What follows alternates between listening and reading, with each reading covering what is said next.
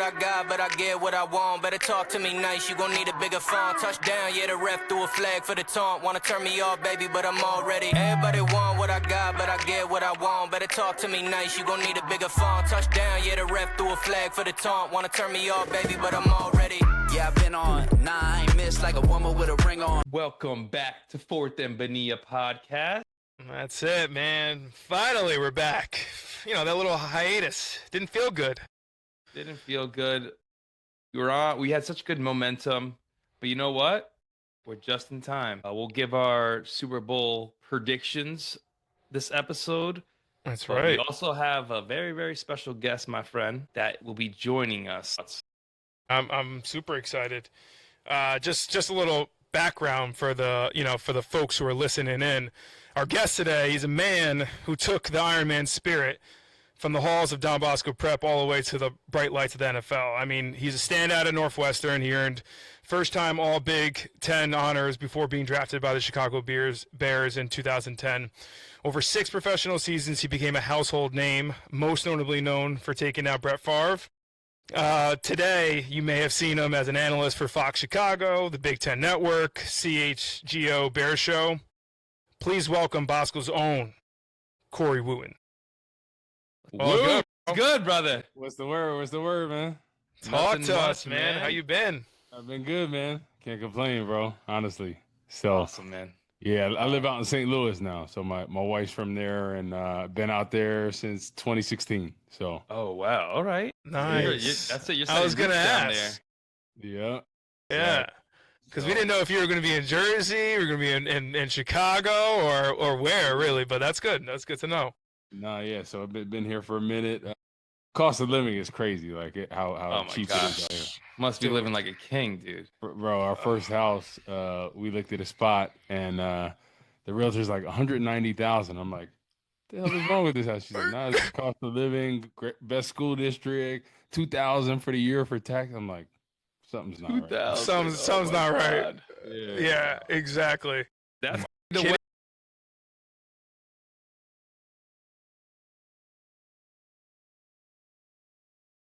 I know. Like I'm glad that when both sides of the family are from the East Coast, you kind of got to stay out there. But my wife's family's from here, so worked out. Word. It's not too far. You're still on, close. That's close quick to flight. home. Quick flight. Home is North Jersey, right? Yeah, I grew up in Rutherford, so. Oh, word. Awesome. Okay. So Cool. so what did you grow up as, like NFL wise, team wise? Oh, it's crazy because right down the street from Giant Stadium, but I was a Cowboys fan. No. Really? How? All right, give us the background on that. Yeah, so my dad and my grandfather were all Cowboys fans, follow suit. Grandfather was fan from, Roger Staubach, Tony Dorsett, those days, and my dad became a fan, my uncle, and then just kind of followed suit. So it's kind of weird because Strahan was a good family friend. He lived in my town in Rutherford when he played for the Giants, so I got to know him, and he's like, really, you're not going to root for the Giants? I was like, I hope you do well, but, my Cowboys beat you. That's interesting. Did not know that. Yeah. And I thought, for sure thought Jersey Jets. I was gonna get Jets or Giants for sure, but that's all right. There you go. Pete's a Met fan, bro. Like, I don't know how he does it. He's a Met and Jet, so we'll get to the Jets, but Okay. yeah. There we go. Yeah. But I want to give people some background. There's people that are going to be listening from Bosco, from Northwestern, from Chicago Bears fans. So let's take them back to the beginning. Myself and Mike and yourself, we're all Ironmen, Don Bosco Ironmen. Don Bosco, at that time, I believe, was #1 in the country for athletics and academics, partly because of you, sir. So you're one of them. Not just me. There was a lot of killers. There's a lot of, and I want to get into it too. But was Bosco your first choice? Like, how did you end up at Bosco? Give us the story. So there was a guy that lived in my town, Justin LaForgia, right? He had went to Rutherford for like 2 years, then transferred to Don Bosco. He got a scholarship to Cincinnati, and I saw the football program when I saw him. And then Ryan Grant was the All-American, went to Notre Dame. So saw a couple games, and I was like, man, these guys are the real deal. Heard about Coach Toal, and I was like, shoot, let's do it. Instead of going to Rutherford, I'm going to go to Don Bosco and take a chance just because, I think obviously we had so many talented guys, so there was a chance I probably wasn't going to play till my junior year, to be honest with you, and ended up working out. But yeah, it was a long commute all the way from Rutherford to Don Bosco. I took the short line bus for many years. A lot of people don't know about that grind, getting up at 5 a.m. every day. Yep. But it really paid off, though. Yeah, that's legit. I mean, we came from Rockland, and even that was a long drive, like with the bus. I mean, Pete, you remember that, right? That's like a 5 in the that's morning. like a 550, like a 550. Yeah. Yeah. So it was a grind. It really is, man. Sure. So from freshman year, you played freshman year, started freshman year? No. So I didn't play varsity until my junior year. So what? Yeah, Wow. yeah. Everyone thinks, oh man, you were starting out playing. I wasn't Justin Tratow, I wasn't a killer coming out. I was a late bloomer, man. Y'all remember, like, had this baby face, had no facial hair. And I was telling Mike that. I was like, I remember muscles, but then like the face was like a baby face. yeah. So like they used to call me Gerber baby, like Tyrell Biggs and Carl Augustin, all them. They used to call me Gerber baby. So that was my nickname. But yeah, I didn't play until my junior year. So a lot of my friends, that I went to high school with and different stuff, like, man, I told you he wasn't gonna play, and just kept staying in the process, kept working my way. And actually, my junior year, I was like third on the depth chart at tight end, and a couple of people got hurt. Brad Atkinson was a killer back then. He just had some bad shoulders, so his shoulders kept popping out, and he couldn't play tight end. So I came in, ended up playing that year, played the whole season, ended up after the season getting like 6 to 8 D1 offers. So I was thinking, before that year, I'm gonna have to go to a prep school. I'm gonna have to go fifth year. I got to figure things out, and ended up working out. Ended up playing, like getting those 6 to 8 offers. And then the next year got some more, and then ended up looking at a couple places. Ended up choosing Northwestern just because I wanted the combination of athletics and academics. It was probably between there and like Boston College. Louisville was another one, Rutgers, but ultimately just wanted to see what the Midwest was about. So went on a visit there. I vibed with the people there, and ended up committing and had a great experience there.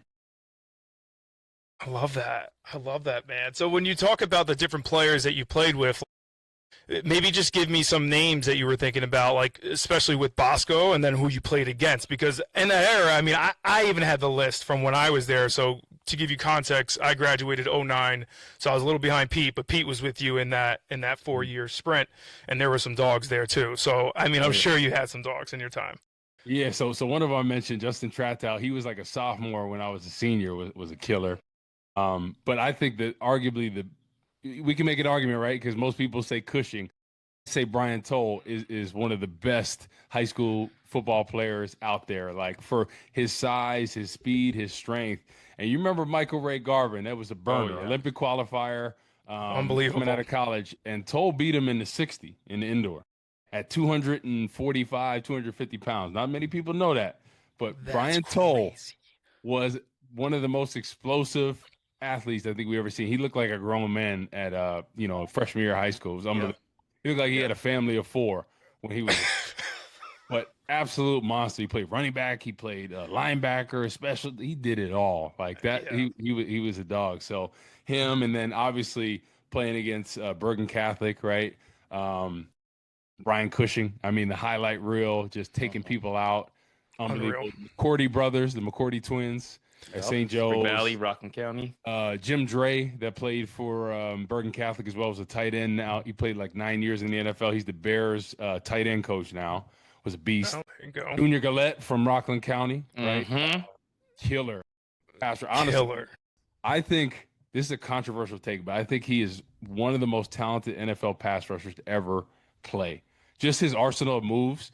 He got in a little bit of trouble and he got out of the league. But, I mean, as far as pure talent, pass rush ability, watch the tape.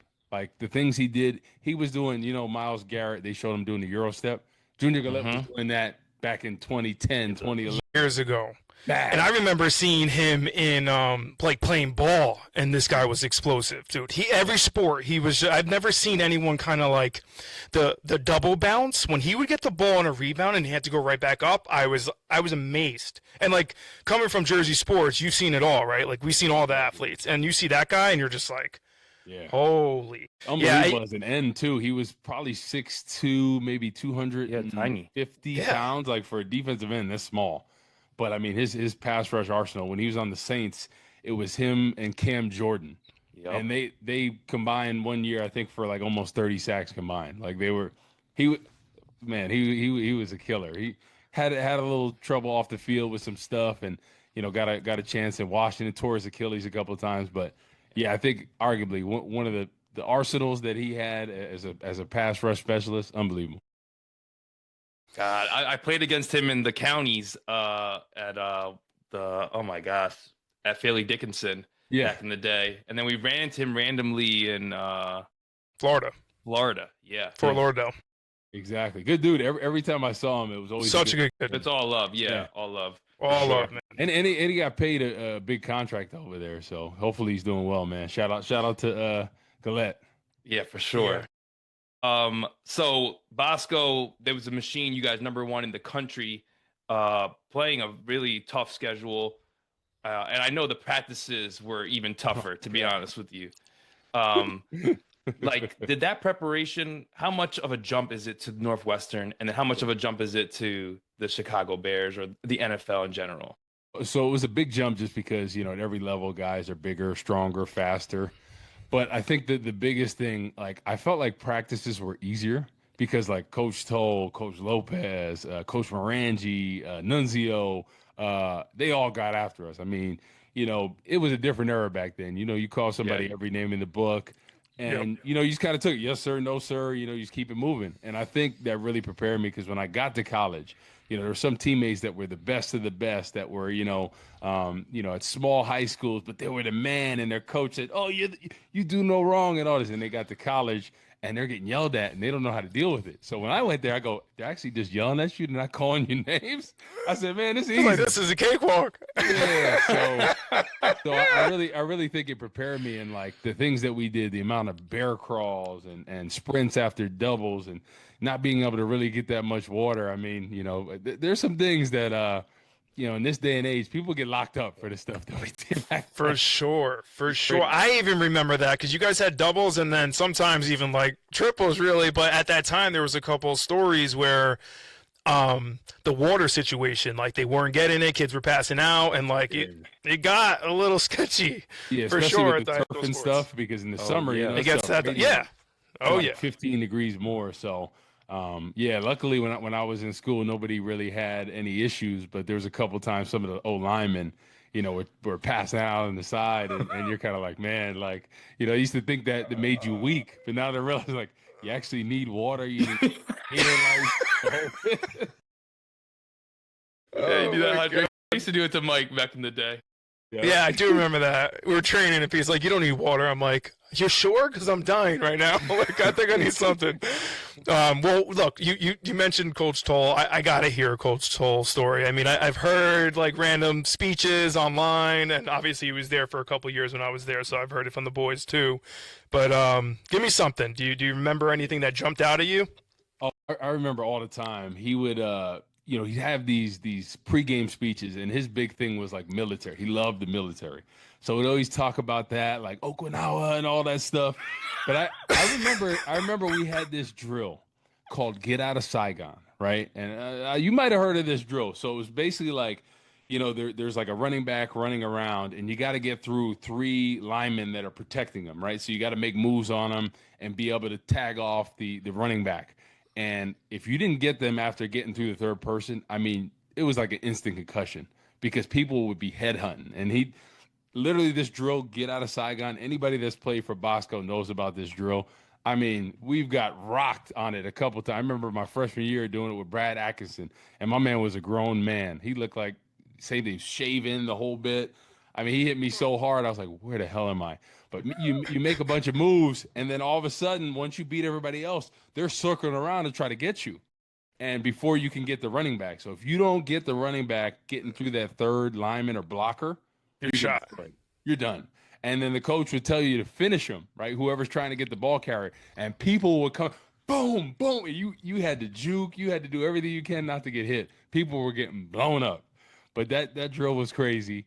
And then I remember Coach Toal always saying about Bergen, about St. Joe's, and this. He's like, "We'll play him on Route 17. I don't care. We'll get after him. We'll play on Route 17." That was a big thing. He said, if he get you fired up, he'd be spitting. That's why if he's saying a speech, you don't want to be close to them because you'd be like, from "Ow," and that. But one of the legends in high school football coaching, I think his name held a lot of weight and he put a lot of people on. I mean, honestly, if I didn't go to Bosco, I don't think I would have ended up where I was. I think he prepped me for college and the next level. And the great part about him is he used to talk about all the good guys we had. Obviously, Michael Ray Garvin and Nate Nurse and Brian Roach. Rest in peace to him. But he used to be like, man, that guy Wootton, I'm telling you, man, like he's not even taller than his mom yet. Like that guy's gonna be a killer. Like, and he vouched for me, and I think that was a big reason why I was able to get a lot of the scholarships I did. He said, man, that's gonna be the best one out of all of them, and they took his word. So big shout out to him. He definitely had an eye for talent. Sorry, P. I'll let you go in a second. He definitely had an eye for talent. I remember one time, I forgot what it was. It was just like a random kid, huge. He wasn't playing any sports. He just walked up to him at gym class and was like, "Come with me. Like I gotta have a conversation with you." And he would just recruit like that. Like for real, it would be like that. So he just you could tell. And what I've heard was that he was the hardest on his son, essentially, which is probably why he was that good. Yeah. So it doesn't surprise me, but that was a sad day when he left Bosco, or when he wasn't a coach anymore there. So I wish he would have stayed there, Yeah, I wish so too. It was a tough thing because I think it was just a disagreement with him and the current administration, and it's a shame that such a legend, when you talk about around the country, like people I went to college with that had no clue about Jersey football. It's like, man, I heard about Bosco and Coach Toal and Coach Stengel and all these people. So he really put football on the map because, people think of Jersey as a basketball state, which it is. It's a great basketball state, but football, there's a lot of really great guys that have come out of Jersey. And when I was in high school, obviously the people I mentioned in North Jersey, but Donald Brown we played against, who played for the Colts, Noshawn Moreno, Middletown South down there. So there was a lot of really good talent coming out of New Jersey. Eugene Monroe is another one. A petition, man, for that man's statue in front of Bosco wouldn't be the worst thing. People would love that. People definitely would love that. Well, look, let's go. Yeah, let's transition to the NFL. I want to hear your story, maybe take you back memory lane in terms of like your first NFL moments, like walking through the Bears facility, walking out the tunnel, going to the locker room. Like, give us the play-by-play, and if you will. Yeah, so not a lot of people know this. So Lovie Smith was the coach of the Bears at the time, and his son went to Northwestern. And our sophomore year, he lived across the hall from me. So we always used to play that video game FIFA. So we got to know each other from that and got close with him, so kept in touch. He ends up getting married my last year in college, right before my senior season. So I'm there, I meet his dad, and we're talking, and he's like, we'll see how it works out, but maybe we'll draft you in the next upcoming draft. Like your game, the whole bit. And I'm like, yeah, right. 1 in 32 chance. We'll see if that happens. And fast forward to the draft, right? So the first day I knew I wasn't gonna get drafted in the first day. I tore my ACL the year before. The year before, if I didn't get hurt, I maybe could have went in the first round. So I kind of thought I was gonna go day 2, second or third round. So I'm waiting, and I actually got taken off a bunch of people's boards, not from my knee, but I had a bad stinger my freshman year. Never had any issues since then, but I guess I had a lesion on my spinal cord. They said it could have been from the time I was born. They don't know. It didn't change or anything like that, but it had teams worried. So a lot of people took me off their board. So I was like, man, am I going to get drafted at all? Like 2 days went by, especially when I thought I was going to go. So in the third day, day rounds 4 through 7, I get a call early in the morning from Lovie Smith, and he's like, hey, if you're available in the next pick, we're going to pick you. And then he's like, oh, we're up. He's like, we're going to pick you. And I was like, oh, shoot. So in the 4th round, pick 109, I get see it up on the screen. Corey Wootton, Northwestern. It was like, it's something that you think about as a kid, but you don't actually think that's going to happen, right? From where it started and kind of like my progression, because I was going up, kind of this clumsy, goofy kid trying to, get a sense of himself, and then over the years just kept getting better, kept working. Tore my ACL, after I was projected to go as a first round. You're thinking, oh dang, am I going to be able to play again? Yeah, and then tearing an ACL at that time too is way different than now. Clearly. Correct. Exactly. So going through that, the mental ups and downs, but to be able to get drafted and play in Chicago, and at the time, my wife, who we were engaged, she was at the Paul in Chicago, so I got to stay in the same city, which was dope. That was her last season, so I got to see all her games, which was awesome. So I think everything happens for a reason, and people say, well, look at all the money you missed out on, and I'm like, it's not really about that. Like, I think life is a journey, and sometimes you get hit with some adversity. It's how you overcome. I worked my way back and, was able to play 6 years. So was very fortunate of that. But, being able to play for the Bears was unbelievable, playing with some of the greats, Devin Hester, the GOAT, the only returner in the Hall of Fame. I mean, I was a part of a bunch of his returns, playing with Brian Urlacher, Julius Peppers, Peanut Tillman, Lance Briggs, who I do a show with during the football season called CHGO. It's a podcast in Chicago where we cover the Bears games. But it was an incredible experience, and getting to stay in the same city that you went to college with, it was awesome. That's incredible, awesome. Man. That's incredible. I mean, like, so you get drafted, right? You're there. You're probably, the jitters are hitting, right? You walk into the Bears facility, and then that first game that you actually played, walk me through that, because I think that there's a story behind that. I mean, clearly, like, your first sack also is, I don't know if that was your first game, but I guess just walk me through that, like, locker room experience, right? Yeah. Like, you're in an NFL locker room for the first time. Like, it's pregame. What does that feel like? Because, like, the average fan, I mean, that's what they're thinking about. Truly, they're like, what's going on in the tunnel? What are these guys saying to each other? Like, is the mindset just locked in right away? I'm sure everyone has a different approach, but, like, what was yours? Yeah, so I'd always get nervous before games. Some people say they don't get nervous. I was nervous all the time, man. I went to the bathroom a million times. But I would always try to get some kind of like pre-workout before the game, like almost like you're working out to get you going. Yeah. Listen to some music. Guys would warm up on the field, get on the bike. You do your band workouts. Getting everything activated and whatnot. Just trying to get in the right mindset. I think you just don't want to get up too much too early, right? So you kind of got to taper it down, and then right before kickoff, a lot of times they used to have what are those, like the ammonia packets. And they'd put them in a Gatorade bottle, right? So before the game, when you want to get up, they go, "Oh, we got some good stuff." You go, "Woo!" And people would get so hyped. There's always be an offensive lineman that would come. That was a guy that was a rotational guy, and he'd come with the water bottle, and you go, "Oh!" like you see those weightlifters do before they max out. So just get you going. But I remember, like, first game was just unbelievable. Like, the first game I really remember, obviously, is like the Brett Favre game where we played Minnesota. So that was an incredible game. So I finally got in the rotation. I wasn't playing the first couple of weeks. I had to, like, kind of earn my way on there and get on special teams to be able to suit up. So I was on special teams, punt return, kickoff return.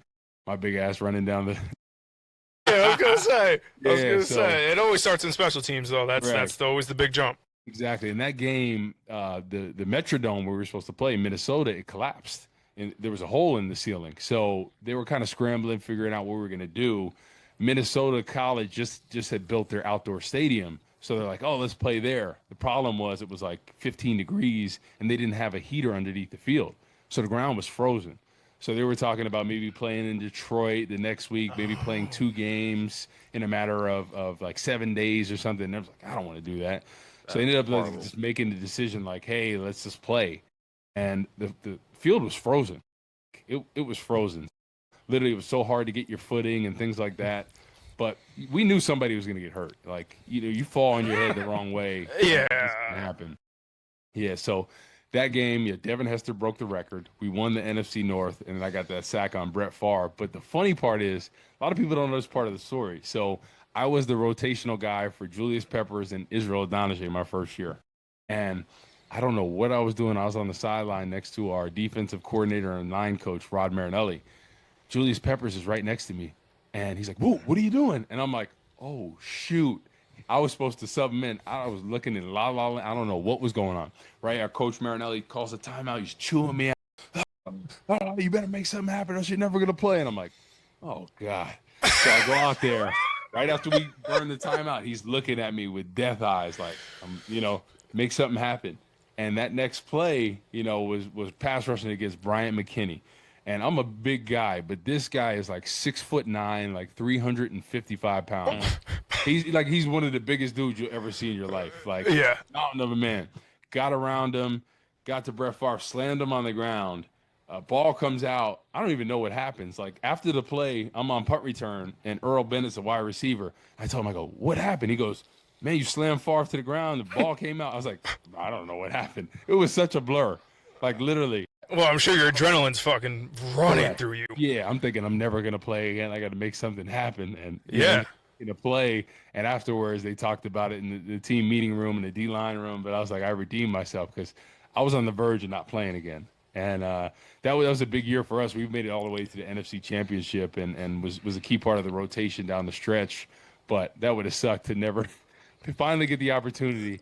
And I'm looking in La La Land somewhere. So I'm just glad I redeemed myself. Was there another fond moment? Like, that's the key moment that like everyone remembers, that you put Favre into retirement with that.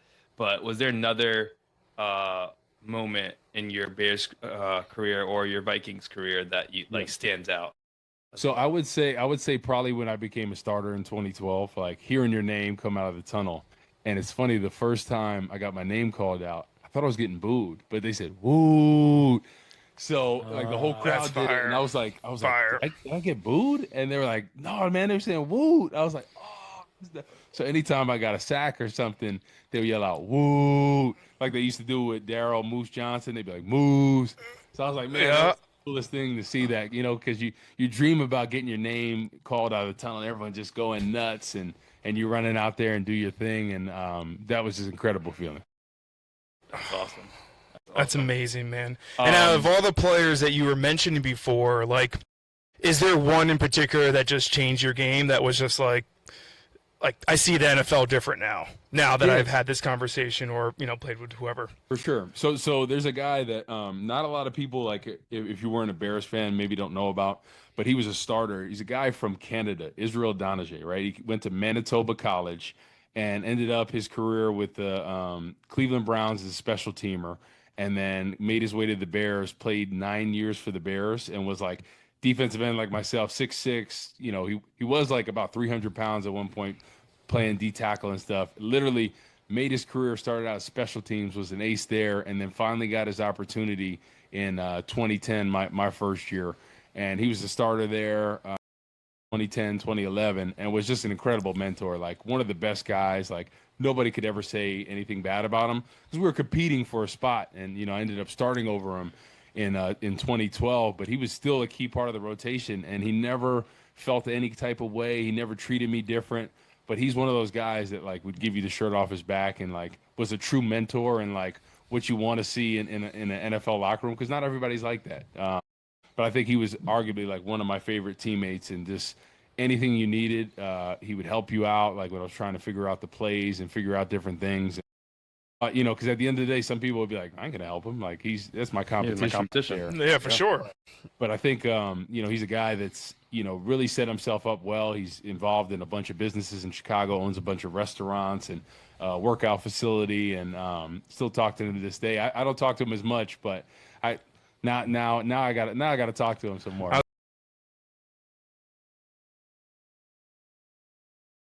That was my only goal for you coming on this, was for you to go down memory lane, man, and feel the memories and nostalgia.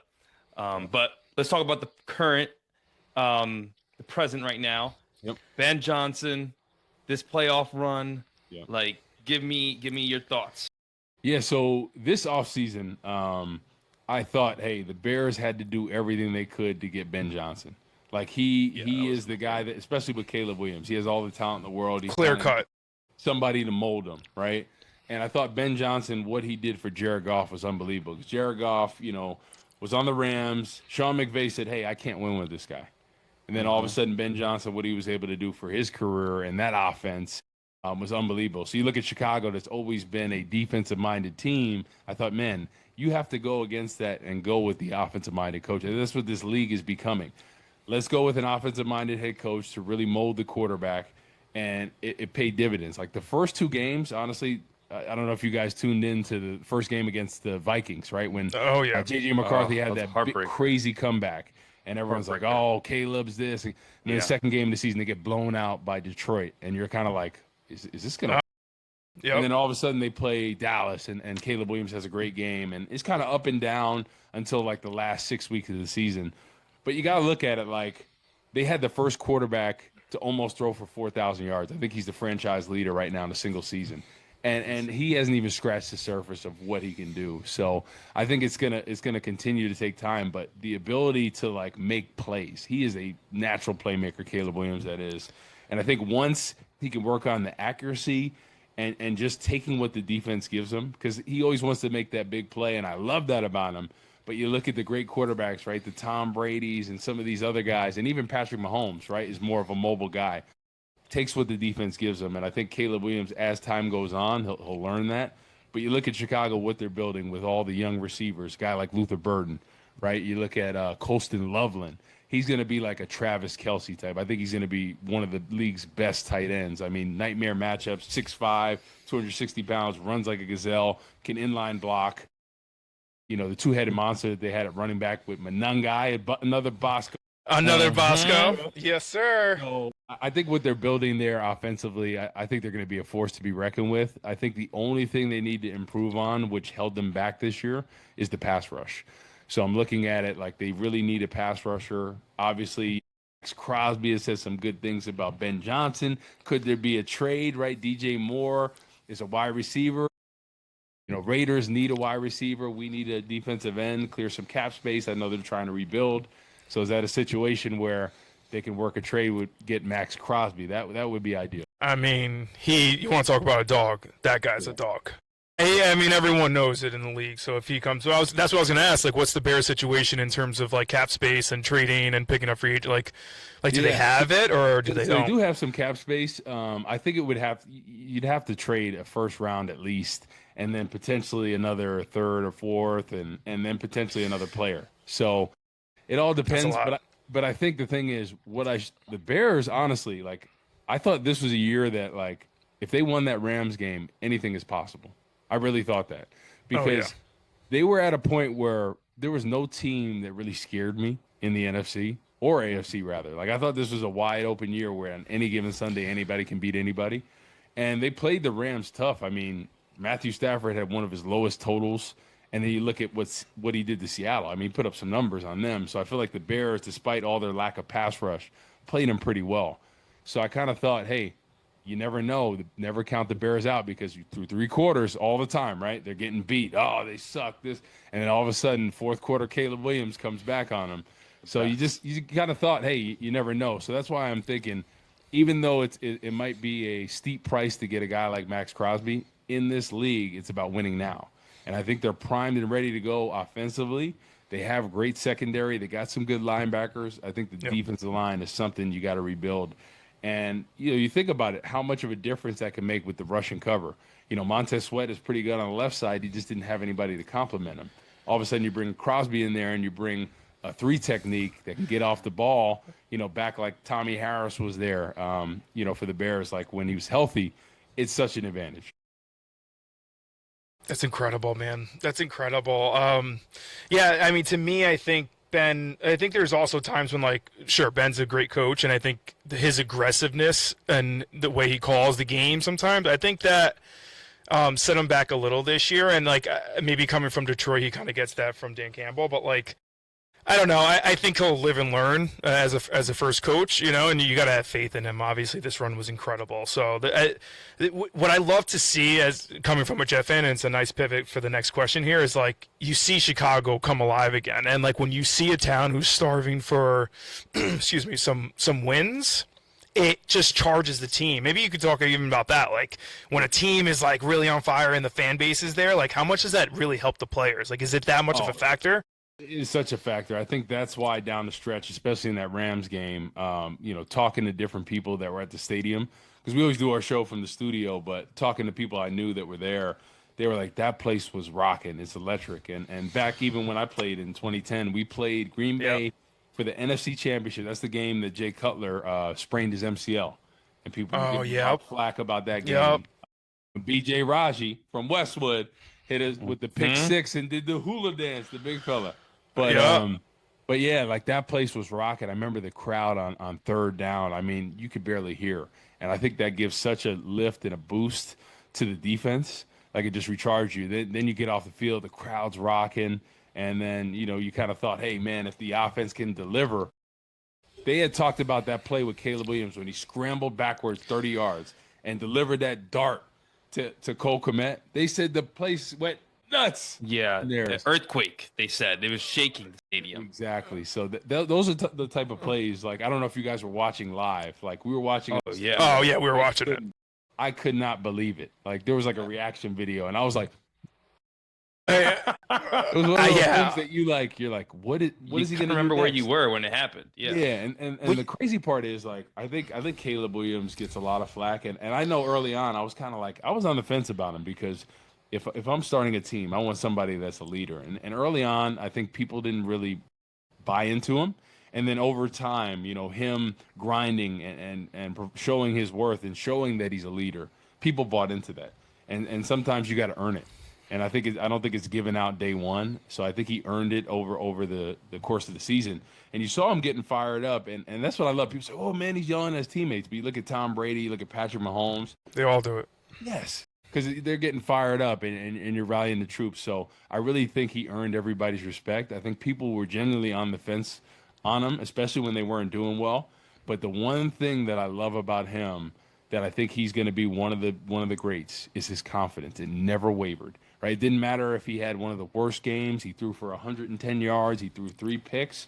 He was always like, hey, on to the next play. And I think that's the mark of some of the best players to ever play in any sport. It's just that confidence. And if I'm looking at a young player, that's what I worry about more so than anything. It's not so much the talent. Obviously, everybody has talent at that level, but it's the confidence. And that's something that I think he's always had.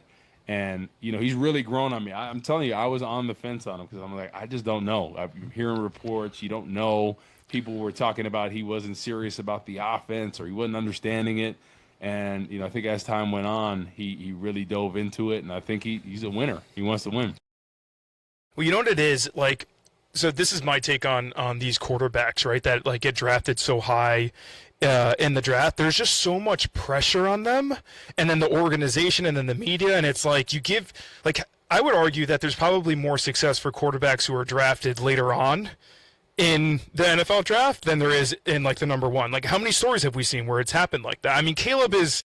He's just different. Clearly, he's different, right? And obviously, there's a lot of luck that comes into this. And by luck, I mean like perfect scenario, right? You got the coach, you got the system, you got everything that comes together. And I think that's what makes the NFL different, because there's a lot of sports that are one person can really make a difference, right? On the basketball court, if you have LeBron James, something's going to happen, right? Exactly. Football, you really need your brother right next to you, because there's no other way you're going to get it done.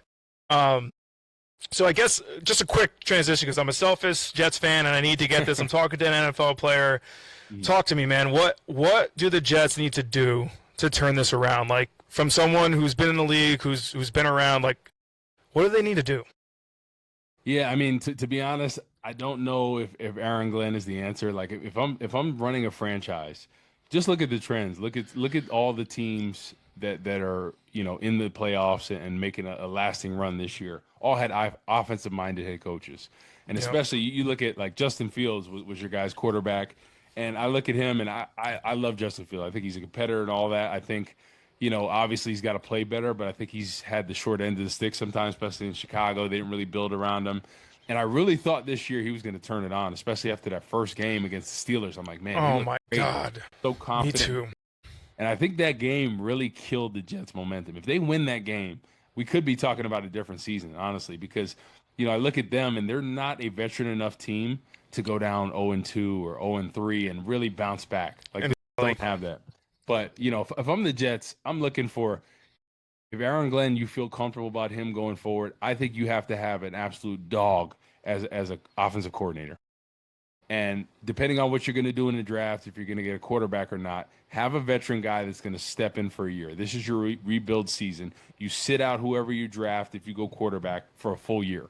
I truly believe in the system that, like, Green Bay has done, obviously maybe not 4 years, but like sit out a guy for at least a year like Patrick Mahomes did behind Alex Smith. You get to learn from a true pro, get somebody like Joe Flacco to hold you over for a year, really teach this young guy how to read defenses, because a lot of times in college, these guys come out and everything is designed for them because everything's spread, right? They know exactly where the play's going based on the formation. And in the NFL, they disguise coverages so much better, and guys are better. So guys aren't really learning how to read defenses because everything's spread out, right? There's no under center, things of that nature. So I think every quarterback needs at least a year, unless you have the best situation for that quarterback and you have a coordinator that can really help mold and game plan for that young quarterback. Well, yeah, I mean, to piggyback what you're saying, they hired Frank Wright as their offensive coordinator. So, which – if you looked at the options out there, I'd argue that he's probably one of the better ones, at least for the Jets. And, I actually think that was a good pickup. Like, now he can kind of focus on the defense as much as what you were saying is true. A lot of successful head coaches in the league are offensive-minded. But I actually think that was okay. So I'm hoping that this next year gives me a little promise, but I'm with you on the bridge quarterback thing. I think there's a world in which Brissett kind of comes in because I think he had a connection with him somehow, so he could be the bridge. My only concern about the quarterback situation, getting someone in the 2027 draft because it's going to be loaded, is what you mentioned, right? Like, you got to have the system, you got to have the coach who's able to do that. We've proven that we haven't been able to do that, right? And if can we even hire somebody to come in to do that? So if it's not that, then you got to trade for someone who is young enough but has showed promise. And I just don't know how many options there are in the league right now. That's my take. That's my pushback, I guess, that I have with the quarterback piece. Yeah, I think the Jets, it's going to be another 2 years before we see the real growth and progress that we need. So it is a true rebuild. And I think you're looking at the Jets situation. I mean, when's the last time the Jets had a good quarterback? Chad Pennington? Like, is that like? I'm trying to think. Like, well, no, Mark Sanchez took him to the AFC Championship twice. No disrespect to him, but that was on the defense. Right? He wasn't putting up numbers. Fair. He wasn't a quarterback that you felt like, hey, he's one of the best. He can take us to the promised land, because I think it showed that he couldn't get over the hump because you need to score points. You do. You're right. But it also shows how a good system kind of brings you a long way, right? Like, you get just that quarterback and you're able to get a serviceable person. Like, true, at the end of the day, obviously, all that matters is if you make it to the big game. But I'm with you. They need to figure out the quarterback that's situation. What you need. This league is such a pass-happy league, and it's looking like you have to put up points. You look at the Seattle Rams game, right? We thought that was going to be like a defensive showdown. He put up some points there. A lot of points. Yeah, you got to be able to stretch the ball down the field when you do. So I think you just need that quarterback that you feel comfortable with that's going to win it all, because that's what Patrick Mahomes, like, look what Alex Smith, he was leading the league in everything before he got in the 4 years before. And they'd always get to the AFC Championship. They always get to the wild card, but they can never get over the hump. And I think the quarterback does make the difference. Obviously, you have to have a great defense and things like that. Defense can win championships, and most of the time when it's pretty evenly matched, right? You got to have that talented offense. I do know a Jets former quarterback that is in the Super Bowl and will be playing on Sunday, Mr. Sam Darnold. Yes, sir. Would love to hear your Super Bowl predictions. Yep. Who do you think's gonna win? We can do win, and if you can talk like gambling, the spread and over under. What are your thoughts there? Man, I'll tell you to be honest, I'm not a big sports gambler, to be honest. That's fair. The only time I gamble is a little bit on the golf course when I take some of that money. No, but I would say, as far as the Super Bowl prediction, I'm going to go with Seattle, right? I think Defensively, they're playing well, and I know they kind of struggled at times with Matthew Stafford, but I think when the game was on the line, they came up with big stops. And then I look on the offensive side of the ball. Sam Darnold, I know a lot of people have still been on the fence of him. He showed you everything he needed to know in that NFC Championship. Honestly, from the way he took command of that offense, passing the ball down the field, the mix and match with him and Kenneth Walker, the playmakers that they have, JSN and company.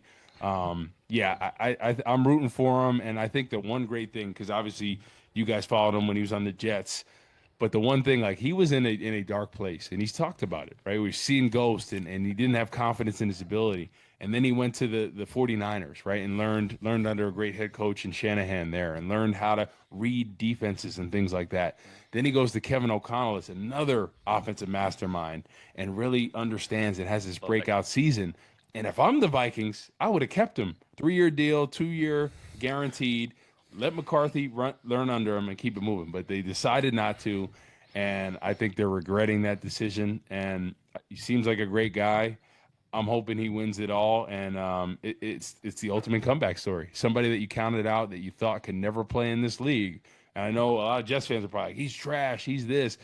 Baker Mayfield had the same kind of thing, but now Sam Darnold has to win the Super Bowl, and I think he'll do it. I think he'll do it too. Go ahead, Pete. No, I was gonna say, have you seen a team like that plays on the road that well? Like, I know the Patriots have had a good season as well too, and they have great coaching, which is helpful in the Super Bowl. But also, too, someone made a good point about Seattle. They play in that stadium pretty frequently. They know all these stadiums are pretty standard, but you know what I mean. Like, it's just there's a level of comfort that comes that these small advantages that are helpful. Yeah, I mean, I guess what I would say about the Super Bowl is, like, I agree with you. I think Seattle wins. I think Drake May is the truth, and I'm really upset that he's in the AFC East now, because that turnaround was way too fast, and the Jets are still trying to figure it out. So, like, that obviously hurts. I think that they are too young, and they'll have plenty more opportunities, and I think Seattle's just built differently on both sides of the ball. So, yeah, I'm with you, man. I think this is going to be a good one, and I really want Sammy to win this. I think he deserves it. I mean, what better story is that, right? Like, the guy comes back and he's able to do this. I think it goes back to the testament that we were saying, which is organizations need to have a little more patience with these quarterbacks. Like, I'm not saying the Jets would have had this much patience, right? That's obviously too much. But the Vikings, I mean, the guy, how many games did he win the year before he got traded? 14? 13? Yeah, 14. I mean, come on. Like, just being able to do that even one season, like, I don't think you can call that a fluke. I just don't think you can. Like, and he obviously had a bad playoff game, but that was also first time him being in the playoffs, I think. So it's a whole nother game at that point. Dude, you've been very generous with your time. I don't want to keep you too much longer. We did have some questions about life after ball, and then some rapid fire, and then we can end if you don't mind. Awesome. So for life after ball, transition after retiring, the rumor's true. Like, I know as an athlete, doing that constantly, and then you got to go to the real world and work a real job. Like, tell us that from your perspective. Sure. Yeah. So when I retired in 2016, I was very content. So I had my oldest daughter in 2015, in June of 2015. And I was on injury reserve for Detroit. I tore my pec actually trying to sack Sims. It's crazy. Wait, Matt Sims? Yeah, when he played really? for Buffalo, we were in preseason, and I reached out to tackle him, and I thought I just dislocated my shoulder, but I tore my pec, and I literally couldn't move my arm, so I had to get surgery. I heard it's one of the worst injuries. It was terrible. Like, the rehab, it's good now, but like that comeback was terrible. I had to be in a sling, and I'm trying to hold my newborn daughter with my left, do everything with your left hand. It's the worst. But when I was on injury reserve that season, rehabbing and spending a lot of time at home, and I really enjoyed it. And I'm like, saw that movie Concussion, and I was just like, man, like, it ain't worth it anymore. Honestly, like, knock on wood, I haven't had any documented concussions, but like, what is a concussion, right? I've been playing football since I was second grade, and now they're knowing, about all the harmful things for your brain. So I was like, my goal was 6 to 8 years. I got 6 in. I was like, I'm ready to ride off in the sunset, be a dad, and start my life. So I retire. I announced my retirement. I think in the summer, but the summer going into the 2016 season. Um, but yeah, I was really deciding. I decided probably during the football season when I was on injured reserve. I was like, I'm not coming back. So yeah, I was so content with it. Then when the next season started up, I was like, remember watching a game, I start crying. I'm like, what the heck? I I was should be like, there. I should all be these there. emotions came out of nowhere because I was like, man, like this was my life. This was something I did every year, and now it's not there. So it felt weird. Like I literally just tears, and I just couldn't control. I'm like, what is going on right here?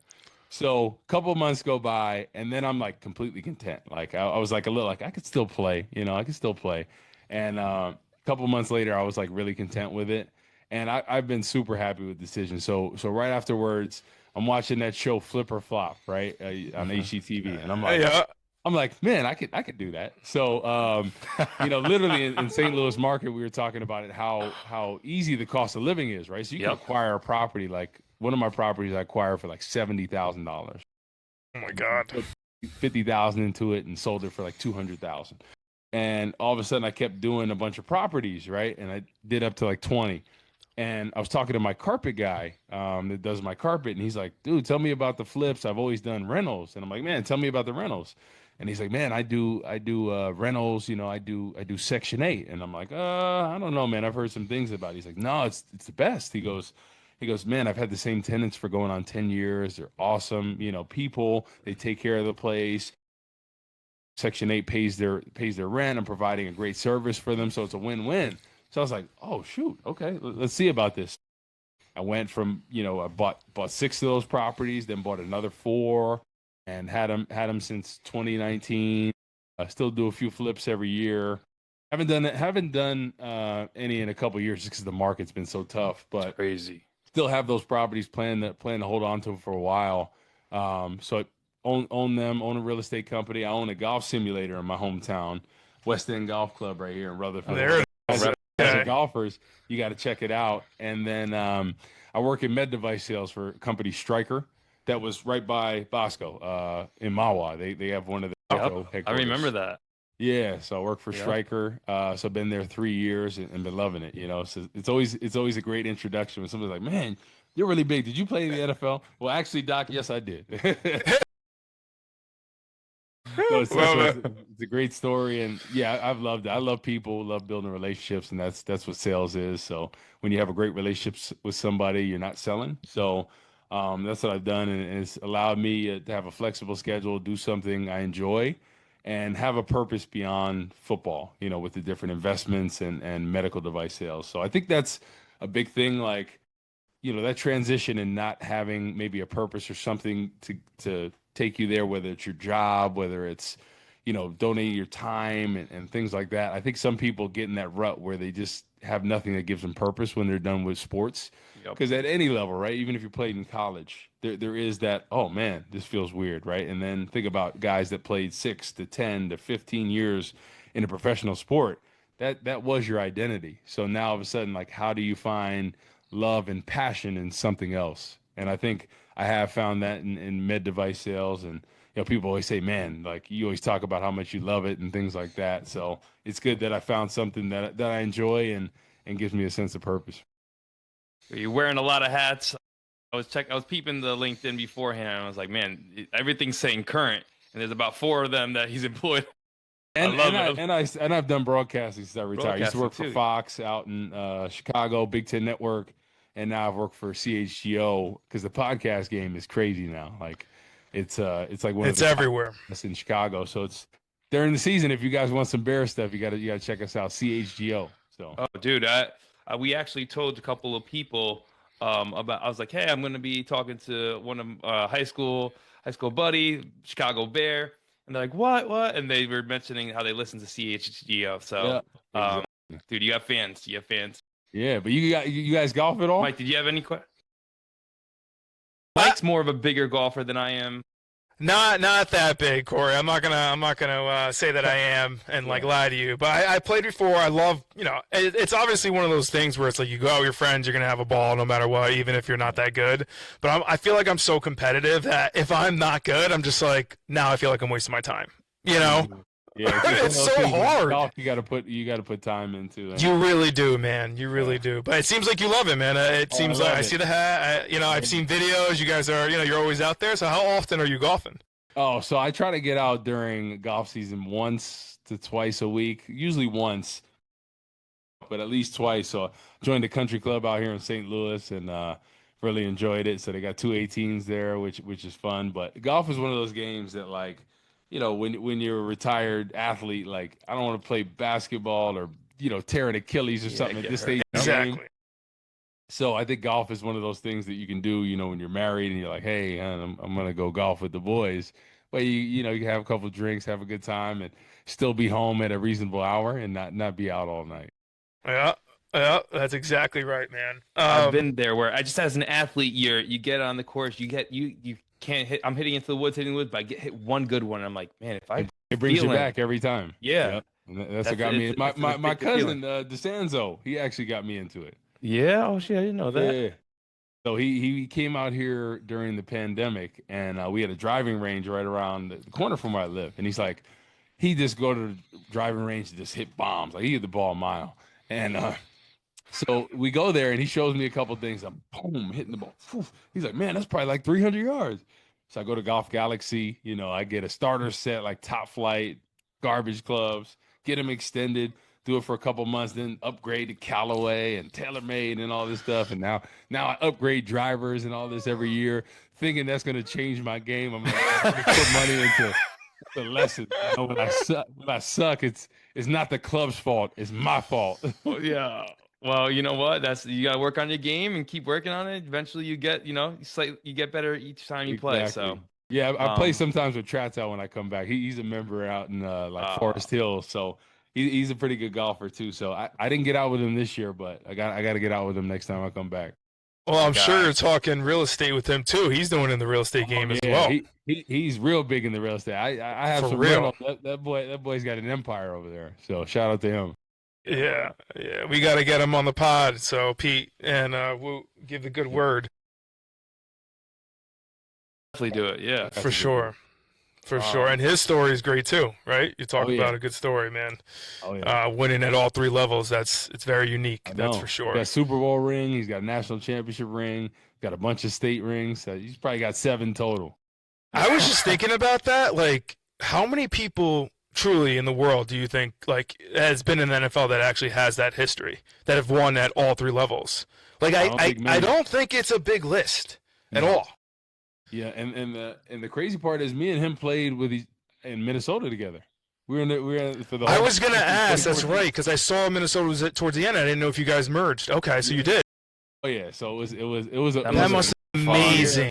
Yeah, it was a lot of fun being there with him, and he's one of those guys, man. Like, I remember, I think it was the year before I got there. You guys probably seen it on Instagram. He had posted a picture of like a big old knot on his head where he got all these stitches from being a wedge buster on the kickoff. Toal, crazy. Like, I mean, head up, boom, and got this big old bump, went back in the game and all that. Like, he is a savage. Like, when you talk about Jersey tough guy, that's Justin Toal right there. He played one time with me on the Gauchos. We went. This is football. This is like right after football season. He's getting recruited by all the big time schools, and he comes with me. Plays on. We play against Gauchos. Yeah. And this dude was so. I mean, I was like, it was just me and him. Really, we didn't have much other talent on the team, and we lost by like 30 or 4. I don't know, something crazy. Yeah. And he was so upset. He's so competitive. Oh yeah. He's on the golf course too. Hey, yeah. He's competitive on the golf course too. So, I mean, honestly, like, I remember when I was a senior and he was a sophomore, this guy's a killer. Like, he just had that, he had that intensity, the work ethic. I mean, like, the thing is, like, never counted himself out, because most people going undrafted free agent, barely make it. He ended up playing 7 years. So, had a great special teams career, got to play on defense a bunch. Yeah, like, honestly, like, And then what he's building off the field now in real estate and just how well he's connected is really good to see him doing well. And just recently entered the Don Bosco Hall of Fame too. Yes, I saw. I mean, Got well some love deserved, there. man. He was, well deserved. you know, somebody said, "Oh, are you gonna ever get in the Don Bosco?" I said, "No, man." In high school, like we had so many killers. To be honest, like people think I was like the best in high school. Like I was a project. Like no ifs, ands, or buts, right? Like there was somebody that like you get to college based off potential, and I kept growing, kept developing, so it ended up working out. But like Michael Ray Garvin should be in the Hall of Fame. I know Brian Toal. I don't know if he is or not. He should be there. Yeah, I don't know. Marquise Liverpool, right? Like, Ooh, I forgot. I forgot about Teal. Liverpool. My God. Yeah, Mike Teal. Obviously Sims should be in there as well. Like, there's so many different really great guys that should be in there. I don't know if they are or not, but I mean, it was unbelievable to see the amount of college coaches that we'd have in the offseason come there, like Jim Tressel, Larry Coker. Bobby Bowden came there for Michael Ray Garvin. It was unbelievable. It was really cool seeing all those coaches come in, and you're like, man, these are the guys I see on TV, and they're at our school, like making time out of their day to recruit. I know, and Mike Quick and doing his show, and then playing games on ESPN and stuff like that, and like we didn't play a ranked schedule, like obviously the ranked teams that were in Jersey, but we didn't play a national schedule where we went out to Florida or Cali or Texas. That would have been pretty cool to see, like how we stacked up against them, because I feel like we would have held our weight. I mean, we had some some studs. Oh, for sure. Because like the first time Bosco started playing Southern teams was my years, because I remember it was like a big story. They were the first time they were playing someone in California or something like that. No, Texas. Was it right? Texas? I'm forgetting what it was, but the big story was that we always had to travel there. They traveled to us, and that was like the moment when everyone was like, Bosco's on the map. Like we were on the map before, but like that was really what put us on the map. Because that last year we were top 10 sports program in the nation. Not football, not like the isolated basketball years that we were good, baseball years, top in the nation. And we're talking like we were number 1 in baseball. We were like number 1 in soccer randomly. Something really good in lacrosse, obviously football, basketball, we were up there. I was just like, it's a different, people don't know, unless you know. If you're in the brotherhood, then they get it. You're 06 to 09? I graduated 07. Yeah, no, you did. I'm talking about Mike. You were. Yeah. Well, yeah, yep. 05, I guess. 05 to 09, right? No, 06. Yeah, 06. That's 4 years. Yeah. So yeah, yep. my cousin DeSanzo was there. DeSanzo he was another one, dude. You want to talk about just an animal? He was an animal. I know. He played ball. The thing is, I saw a lot of his highlights, but I was in college, so I didn't get to see his games. So we were there freshman year. So when I was a senior, he was a freshman. So I used to take him to school, but I didn't really get a chance. I saw his highlights and making picks and all this different stuff. But unbelievable. He should be in the Hall of Fame too, man. He was a killer in high school, honestly, like stud. He ended up going to Bosco because I went there, and ended up going to Boston College and then finished his career in Towson. And he's expecting his first kid. He's out in Cali now in Hermosa Beach. So shout out to him. I was just talking to him the other day. Yeah. That's awesome. Dude, and he played ball too. He played basketball. Yep. He did play ball. God, he was on the team. Exactly. Yeah, he was always the dude dunking in the games, like the undersized post. Yeah. He loved that. Just a post back, turn around with his elbow, or just lay up every time. I remember seeing them doing that. Football on the basketball court. For real. And those football, exactly. Those football players who play basketball, you're like, all right, he's not an original basketball player, but he's efficient. Like, he gets it done. Yep. Tony Jones was another one, by the way. Tony Jones was... You want to talk about a dog? That guy he was playing freshman year on varsity, killing cats. Yeah. And he ended up going to Colorado. That. He wasn't that big, and he was. He just had talent. He was just like. Yeah. He no, not 6'1", shorter than that. 5'10", right? Probably. Oh yeah, 5'10".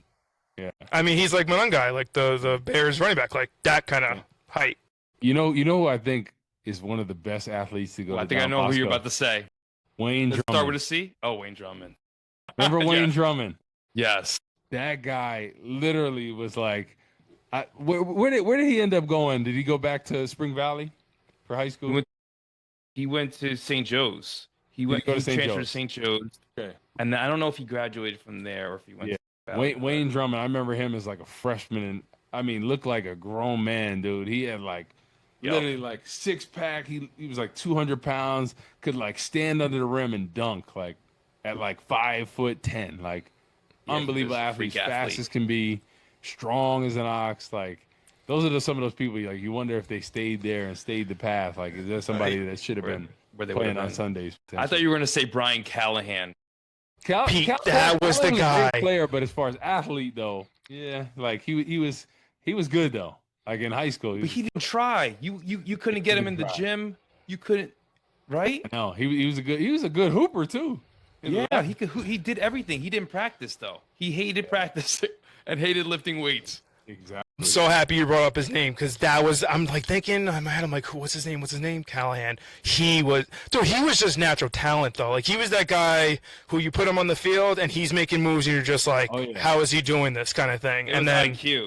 Literally, he played wide receiver. He played defensive or safety and had all these picks and like he did everything. I almost forgot about him. Literally, like, I was like, man, you brought that up. And I was like, oh shoot, yeah, he was a killer, man. We've taken a lot of your time. I want to get this rapid fire in for the people. All-time favorite Bear and all-time least favorite Packer.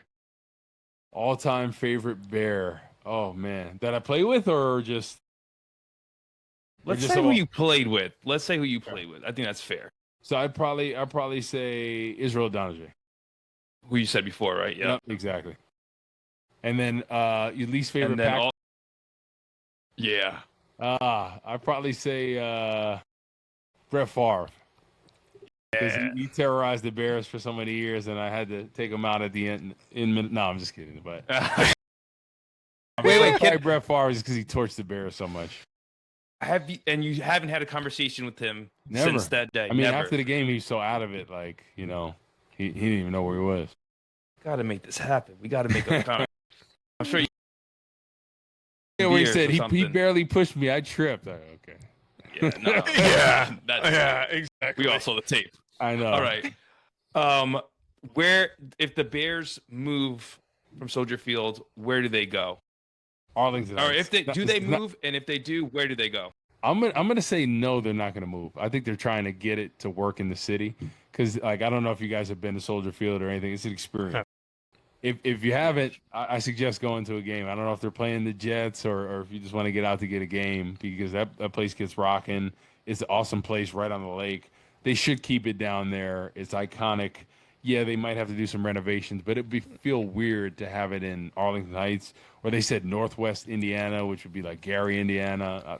I don't think that's going to happen. But I think if it's not Soldier Field downtown, it's going to be Arlington Heights. Bears Super Bowl champions next year. Yes or no? If they get a pass rusher and a 3 technique, I'm going to say yes. So It's a loaded question, man. All right, brother. Appreciate your time. Mike has one traditional question that we always ask our guests on the pod, and then we'll tailor it a little for you, obviously. So if you could play one more NFL game, what would be your song that you're listening to get you hyped and ready to go? So, oh man, it would probably be Wu-Tang "Protect Your Neck." That's one of my favorites right there. That one gets you going. That or I'm a big house fan, so obviously like Avicii, Levels, that gets you going, or Swedish House Mafia. Rocking. So one of those. But Protect Your Neck, that's like one of those old school. I always used to think if I was a boxer, I'd come out to that song. Love that. That. All right. Well, that's perfect, man. Look, thank you so much for taking the time. We really appreciate it, man. Bosco legend, Bosco connection here. There's always a brotherhood. So, best of luck with all your endeavors kind of going forward, man. It seems like you got a lot going on. You've always been a really good person, so we've appreciated that. We've always called that out in our podcast here. So, again, thank you for taking the time. Yeah, no problem at all. Anytime you guys want me on next season or something, want to talk some football, let's do it. Absolutely, man. We'll absolutely have you. Definitely. All right, brother. Have a great one. Yes, sir. Blessings. You too. Take it easy.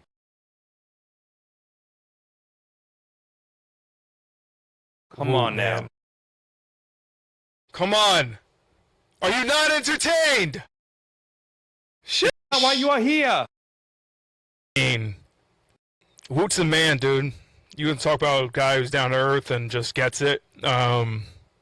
It's that guy, and it's a great story, right?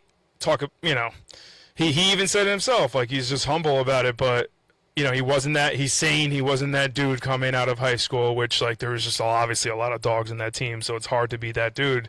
But I would argue that it's probably even more impressive that he took the time, was patient with himself, especially after the ACL injury. I didn't know that. I mean, that like at that time, an ACL injury is huge. I'm sure the NFL teams were like, and then the cyst or whatever they found on his spine, like that's tough, man. That's real tough. So for him to fight back, it's great. I mean, he's what? He won maybe 22. Like you're young still. Yeah, you're 21 when you graduate college. Your dream might be taken away from you, just like that. It's a really awesome story for people at all levels. So really quickly, man, let's go over our Super Bowl predictions here. Really quickly, who do you think's gonna win? Who do you think's gonna cover? We'll go with the 4.5 spread. What it's currently at. Hit me, Mike. Yeah. Look, I'm gonna go Patriots covering 4.5. I'm gonna go Seattle winning the game. I mean, we kind of talked about it earlier in the episode. I just think that Seattle's a full team at all three phases. I think Darnold really wants to end this story the right way, and I think he has all the tools to, and all of like the experience, to be honest. Like he's seen what's not successful, he's seen what is successful, him being able to play at the 49er Stadium, like there are a lot of things heading in the right direction. Now, the reason why I'm taking the Patriots on the spread is because of Vrabel, essentially. I think he's just a coach that has a lot of experience. I think a lot of people are counting out the Patriots, and there's just a Patriot way when you get to the championship in the Super Bowl. And I hate to say that as a Jets fan, but it's the truth, man. Like they have a different fight, and you can just see the confidence in ex-Patriots interviews. I'm not sure if you've seen any recently, but they just it's like the confidence is just like, I don't care if we're the underdog. Like, you don't understand. We're at the Super Bowl. We both made it. Everyone's 0-0 at this time. Like, let's see what we got, and we're going to give it our all. And they got talent on that side. You got a great quarterback. You got the running back who's a savage. Diggs is itching. He's just a dog always. They just have a solid team, man. And I think that I think that they're going to compete. I think it's going to be a good game. I have the same pick as you, so I'm going to change my pick. I'm going to be rooting for Seattle. I'm going to pick the spread. I'm going to stay with you on that, the 4.5, but I'm going to actually pick the Patriots, even though I think the Seattle Seahawks are going to win. But I'm just picking the Patriots for 4th and Bonilla, and for the opposite. So the fade god hopefully goes into to Papi. Papi has a future on Seattle to win it all. That's and right. I don't want him to say I was. It's close. Yeah. No, he needs that. He needs that. What is he winning? He's winning 500 buckaroos, 600 buckaroos. 500, I think, buckaroos for the man. All right. Well, come on, man. I think that they got a nice bro. steak dinner, Dad. Yeah. I wish we had more time. We would have gone through props. We would have done all that. But honestly, I wouldn't trade it for the world. That interview was great. Corey's great. And I'm glad we had him on the pod today. Yeah. You can tell, like, he was very generous with his time. I'm being fully transparent here. He agreed to, like, 15, 20 minutes. We went for over an hour. Like, think about that. That's for a man that's got 4 jobs.